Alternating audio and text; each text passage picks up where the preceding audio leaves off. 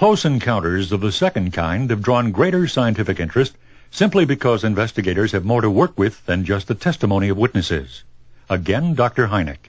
Close encounters of the second kind were those in which there were some definite physical traces. In fact, we called them physical trace cases. The UFO, in those cases, interacted with the environment, either animate or inanimate, affecting animals, affecting machines and electrical circuits and so forth, and also affecting the ground. For instance, leaving burnt marks on the ground, holes in the ground, broken tree branches. In other words, physical effects that were directly associated with the reported craft. Ted Phillips is a veteran UFO investigator who specializes in sightings where some physical trace of the incident is left. Close encounters of the second kind. I think the physical trace landing cases give us the most direct approach to resolving the UFO problem, without question. Because we've compiled aerial observation, visual observations for 30 years. And they don't tell us that much. I mean, they tell us what the UFO looks like, how it acts at various speeds, colors, and so on. But what we need is something we can take into a laboratory. One of Phillips' most interesting cases occurred on June 28, 1973, outside Columbia, Missouri. Just after midnight, James Richards, an employee of the University of Missouri, and his 16-year-old daughter Ann were preparing for bed in their trailer home on an isolated country road. Richards' 3-year-old son Jamie woke up and began to cry. The events that followed so frightened the Richards that Ann still refuses to discuss them. But James Richards remembers. My daughter was going to the icebox refrigerator to get some milk for the baby. And she notices 2 bright lights, like spotlights. And then they converge into one big round ball, illuminate the whole area. With the trees swaying and, well, it almost blinded me because I couldn't look directly because it was too bright like an eclipse. That's why I took it, you see. So I looked at it on an angle, you might say, you see. And then, too, the trees were swaying. And then we heard outside this thrashing going around the tree. And so I got kind of shook, naturally. So I went and got my guns. I loaded them, and my daughter went and ran and locked the door. Something did snap in my mind, though, not to shoot. Because it's a rule, anytime I heard anything outside at night, the first thing I would do is get my flashlight and a gun. I don't care what it is. I'll go outside and start searching. But something clicked in my mind and said, don't go outside. Don't go outside. And I just left the guns there on top of the deep freeze and just looked out the window and just observed the best I could. You have to see it yourself to really have an idea what I'm talking about. Because nothing that I know of turns its colors, all different colors, beautiful colors, and do a 90-degree angle without making a sound, and hover there in space. Boy. And you sit there and look and all, you know. Boy, I said, my, it's pretty. But yet and still you was frightened because you were dealing with something that you never seen before. You had no idea, you see. You didn't know what it was going to do any harm or what. Members of the Richards family weren't the only ones affected by the presence of the strange craft. I have a doghouse out there on that side. And them dogs scurry up under the building and stay till the whole event was over. They didn't bark at all. No siree. With a feeling of relief, Richards watched as the light dimmed somewhat and began to ease away. But suddenly, it made a sharp turn and approached the trailer again. When it came back up the second time, I felt like death was at hand. I figured this was it. And as soon as it touched down, then the whole area just lit up. See, you was actually blind, you see, but you could hear the thrash and the walk around this particular tree. Just this one tree now. Then my daughter said, look at the tree, just pulling on a tree, and then the next thing you heard the tree snap, that limb snap. And I tried to call for help. This time my lights went completely out and came back on. She couldn't call out. Telephone line was dead. You didn't hear a buzz tone or anything. Couldn't nobody call in, I couldn't call out. Just complete like your wires were cut until they left. In the course of his investigation of the Richards case, Ted Phillips spoke with the telephone operator who had traced the aborted emergency call. I talked to the operator, contacted by the directory assistance operator, and she had been trying for 3 minutes to call Richards, but the line was indeed dead. Finally, suddenly, after she had tried 5 times, she broke through, and he was on the line. Well, when the police arrived, it was a young officer by himself. Richards told him what had happened, and he said the officer didn't seem to be too excited about going out into this darkened area. So they took a flashlight, they went over the fence, and sure enough, they found some imprints, which are about 5 inches long, about 3 inches wide, and about 2 to 2.5 inches into the ground. Now, I have to point out that the next day, a newspaper reporter was out there. He picked it up from the police blotter. And this reporter weighs about 350 pounds, and he could barely make a heel mark in the ground. It was that dry, that hard. So we're talking about considerable weight. At the site, then, I found this pattern of imprints down through there. The tree limb, which was twisted and pulled down, stripped down at a point 12.5 feet above the ground. And several other broken limbs. We arrived there a week after the event, and leaves were absolutely burnt, very badly burnt, down in the lower regions where the UFO had been. And leaves on the limbs some 40, 45 feet up in the air above this area were starting to die. That big tree is completely dead today. The Richards have since moved to a new home surrounded by plenty of neighbors.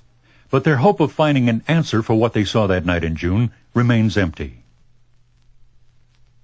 The most intriguing types of UFO experiences, called Close Encounters of the Third Kind by Dr. Hynek, are those involving contact with humanoid occupants. Close encounters of the third kind are those in which creatures, entities, beings, humanoids, ufonauts, call them what you will, were reported in direct association with the sighted craft. Just after sunset on the evening of November 5th, 1975, a 7-man crew was piling into a 4-wheel drive vehicle after finishing a day of woodcutting near the tiny northern Arizona community of Snowflake. One of the 7 men was Travis Walton, whose curiosity that night plunged him into a living nightmare he would never forget. Just before leaving the work area, the men in the Jeep watched a glowing object emerge from behind the trees. Travis opened a door to get a better view and continued watching, stunned with his companions. The thing was about 90 feet away, about 20 feet in diameter, about 8 feet high. It was glowing a golden color, kind of like molten metal. I couldn't hear anything at first. It must have been because when I got closer I could hear it, but it was a high-pitched intermittent sound and a low rumbling sound. It sounded like machinery or, a heavy mechanical sound. Very difficult to describe. Travis got out of the vehicle and moved toward the object, despite cries from his friends for him to return. Walton assumed by the time he could get any closer, the object would be gone. Just as I got up close, it started to move with a sort of a rocking motion, kind of like a spinning top, like when it's slowing down to fall over, except it wasn't spinning. The same side stayed toward me. And when it started to move, it got real loud, and that really scared me. And I jumped down behind a log, and I looked up at this thing, and I decided then I was in a lot of danger and I was going to get the heck out of there. And I raised up to go. It's the last thing I remember. I raised up and I started to turn, and I was just about in a high crouch when wham, I felt a numbing shock hit me. It kind of like in the head, and I went out. I was knocked unconscious. His 6 co-workers, however, saw what Travis had not. A slender beam of intense light which shot from the craft and lifted Walton off his feet, knocking him to the ground. The rest of the crew sped away in panic, looking back to see the craft take off. But when they returned to see if Travis was all right, he was nowhere to be found. When Travis finally came to, he was weak, groggy, and in pain. Above him was a light. He assumed he was in a hospital bed, But as his blurred vision became clearer, he discovered he was wrong. I felt something pressing on my chest. My shirt and my jacket were pushed up, and there was this thing laying across it. It was about 4 or 5 inches thick. The thing extended down over my rib cage and down to my belt. And when I looked up and I saw this thing, it was gray. And I looked past the edge of it, and I saw something white. My eyes weren't focusing real good, and at first I thought it was a doctor, you know, white mask and cap. But when I got to where I could see, I saw this thing, and I just came unglued. I looked around me, and there was 3 of them. I just panicked. I became hysterical. As his eyes became accustomed to the surroundings, Travis saw his captors in more detail. They were about 4 feet 10. Had very large heads. No hair on their heads. No eyebrows. No whiskers or anything like that. They had very large eyes. Those eyes are something that really bothered me worse than anything. The rest of their features were small. It was like small ears, small nose, small mouth, hardly any lips if they had any lips. I never saw them open their mouth. But they were wearing a long coverall type things. They were orangish tan. When I saw them, I struck out. I wasn't really a blow. I was so weak. I pushed this one on my right, and he fell back into another one. They felt kind of marshmallowy, kind of like fat, you know.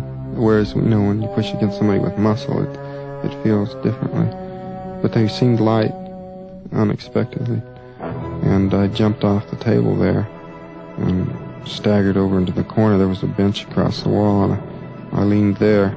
I was really weak, and I was so scared, you know, I was shaking, and they started towards me, and I started just screaming at them, you know, telling them to keep away from me. And I reached over and I grabbed a thing off of the table. There was a bunch of things there, and there was a clear tube about maybe 1 inch in diameter, I don't know, 1.5 feet long. And I thought, it wasn't heavy like glass, and it was too light for a club, and so I wanted to defend myself, and so I hit it against the table to break it, you know, maybe get a sharp point, but it didn't break. But I lashed out at them with it, and I kept screaming. They only took a couple of steps, and they stopped. After the creatures departed, Travis left the room through the same door, but went down the hallway in the opposite direction. I came to a doorway on my right, and I went into this. I didn't go right in. I looked in, and it was a round room, a domed room, with a chair in the middle. And it was really funny about this room. It's really strange. It looked like, you know, I could see the walls and everything, the same as everything else in that place. It was all just this matte gray metal look. But when I went towards the chair, I didn't go towards the chair right away. I walked around towards the side because the chair was high-backed, and I was afraid that there might be one of those things sitting in that chair. So I went around there, and when I could see that there was nobody in the chair, I walked over to it. But the closer I got to the chair, the darker the room seemed. And I could start seeing points of light, like the stars. There was buttons there. You know, I did a stupid thing. I pushed some, you know, hoping to open the door or something. But when that didn't work, well, I got scared of doing that too, because it made the stars move. I turned, and there was a man standing in the doorway I came through. And this guy, I mean, he appeared human to me, you know, which was a big relief. And I ran up there and started asking him all kinds of questions. And he just smiled, kind of tolerant-like. And I assumed that maybe he couldn't hear me because he had the helmet on his head. He had a clear helmet. And so when he motioned for me, and he took me by the arm, I went with him. I assumed I was being rescued. Travis was led out of the craft and into a large hangar, where more human-like figures were present. He remembers their appearance this way. They'd pass, on the street, but they had a strange thing to their eyes. They were a light color, a golden hazel, and they had a resemblance to each other, like a family, but not identical. There was one of them that was a woman, I could tell, had longer hair and female shape. One of the men and the woman came over there and they put me on the table, and they put a mask over my face, and I started to resist, and they held me on the table and they put this mask on my face, and I reached up to pull it away, and before I could, everything went black. Meanwhile, the other members of the woodcutting crew had reported Walton missing.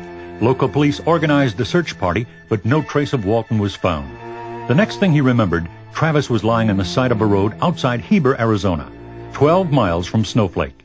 When I first regained consciousness, I was laying on the roadway, to the side of the road, more off than on, and my head was on my arm, and I saw a light, and I looked up in time to see it go off, which I think was either a light going off or a hatch closing, perhaps. Then I saw this object hovering there. It was a flattened sphere. It was shaped like a disc, but it was very shiny, chrome-like. I could see that reflecting everything around there, but not giving off any light. It was dark. And it was just there for a second, hovering about 4 feet off the ground, and then it just shot straight up. It was incredible how quick, without making a sound.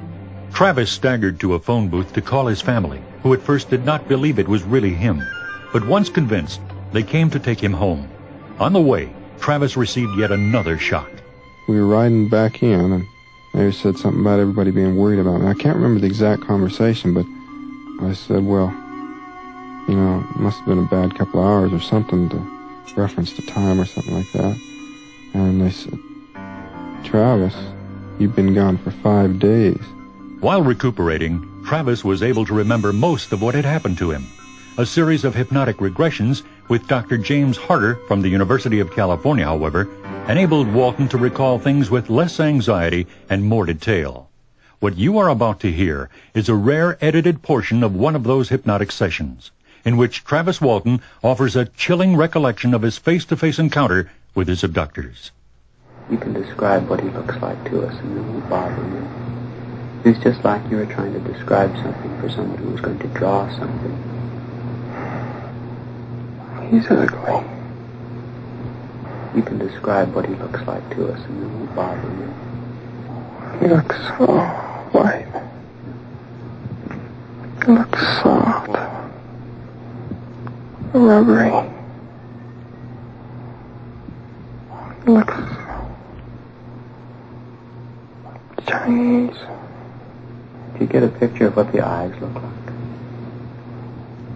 He looked at me. I look at his eyes. They're big, round eyes. They move. Can you see what color they might be? Brown. Brownish. Take a good look at the pupil. Can you tell me what the pupil looks like? Only horses have eyes like that. Because of its sensational nature, UFO debunkers have singled out the Travis Walton case for criticism. They have accused him of everything from describing an LSD trip to telling an outright lie. In an attempt to resolve the controversy, investigative research associates sought the expertise of former military intelligence officer Charles R. McQuiston. During World War II, McQuiston and a fellow officer developed the prototype of a revolutionary new truth test called Psychological Stress Evaluation, or PSE. The PSE instrument measures tiny nerve impulses from the brain, which are transmitted to a person's vocal cords. Using a tape recorder at slow speed, a moving needle translates the voice impulses onto a narrow strip of paper, similar to a lie detector or a hospital electrocardiogram. Police departments in several states are using PSE instead of traditional lie detectors, which many times register artificial stress due to anxiety produced by the test itself. Charles McQuiston discusses the result of his PSE evaluation of Travis Walton. I have run the subject Walton on some 30 charts to ascertain certain basic things. Number one, I think the prime consideration is any possibility of a hoax on the part of Walton in the story that he is telling. I have noticed several indications of what may well be embellishment of facts on the part of the subject, but in no way do they interfere with my impression that he really believes what he is saying. I think that it's a simple case of the story having been retold many times, and it has been polished as it has been told. In other words, I think he's trying to be as accurate as he can, but he is putting in words that would not necessarily have been there the first time that he told the story. He is under varying degrees of stress, ranging from extreme stress almost to the panic point in describing certain traumatic elements of this experience, and I don't think this would be possible if it was any kind of a hoax being perpetrated on his part. Whether, in fact, it happened at all, or to the degree that he says it did, is really irrelevant in terms of this instrumentation, because I can only tell you whether or not he really believes what he's saying, and I believe that he does, that he is sincere. Dr. Hynek summarizes the Walton controversy. I've always divided the Travis Walton case, in my own mind, into two parts. The first, which involved 6 witnesses who were given lie detector tests, 5 of whom completed it successfully, and the 6th was inconclusive but not negative. That part of the story fits a very definite pattern, the sighting of a brilliantly illuminated object which was hovering not too far from the ground. All of that fits. The second part, the actual abduction of Travis Walton, of course, we have only his word for this, but the story does hang together, and it is unusual in that the time lapse was so long, 5 days, whereas in most of the abduction cases, the time lapse and the time aboard, so to speak, is a matter of minutes or hours. Further, the rigorous analysis given the psychological stress evaluation test by Mr. McQuiston seems to indicate that Walton is indeed telling the truth.